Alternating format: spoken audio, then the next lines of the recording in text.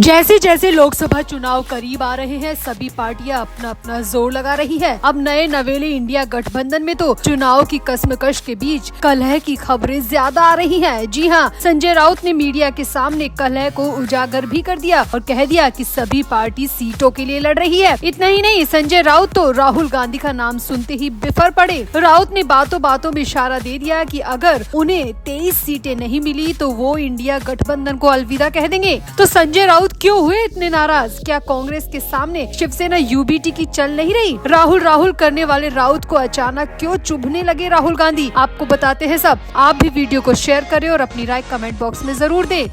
तो विपक्ष का इंडिया गठबंधन जिस मकसद के लिए बना था, ऐसा लग रहा है कि अब उसी मकसद पर अंतर कलह शुरू होने लगी है। ये गठबंधन बना था साथ मिलकर लोकसभा का चुनाव लड़ने के लिए, लेकिन अब इन्हीं लोकसभा की सीटों के बंटवारे पर इन दलों के बीच खींचतान शुरू हो चुकी है। शिवसेना यूबीटी के नेता संजय राउत ने महाराष्ट्र में सीट बंटवारे को लेकर कांग्रेस को आईना दिखा दिया। राउत ने कह दिया कि महाराष्ट्र में कांग्रेस को 0 से शुरुआत करनी होगी।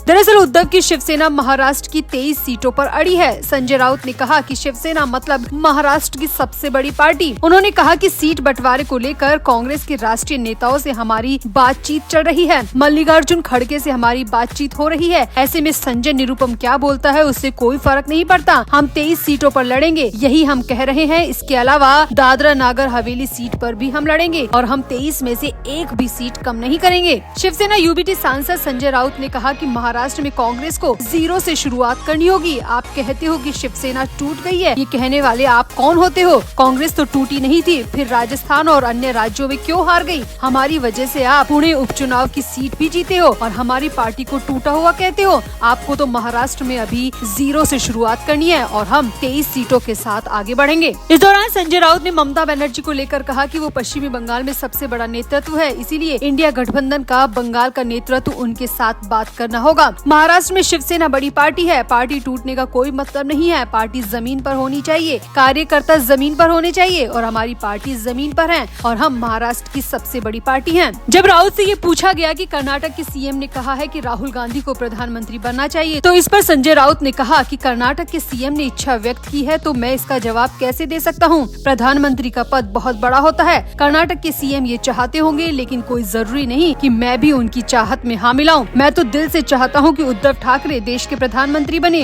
राउत ने आगे कहा, प्रधानमंत्री पूरे देश को संभालता है, इसके लिए सोच परिपक्व होनी चाहिए, सोच में व्यापकता होनी चाहिए और वो मुझे सिर्फ उद्धव ठाकरे में दिखाई देती है।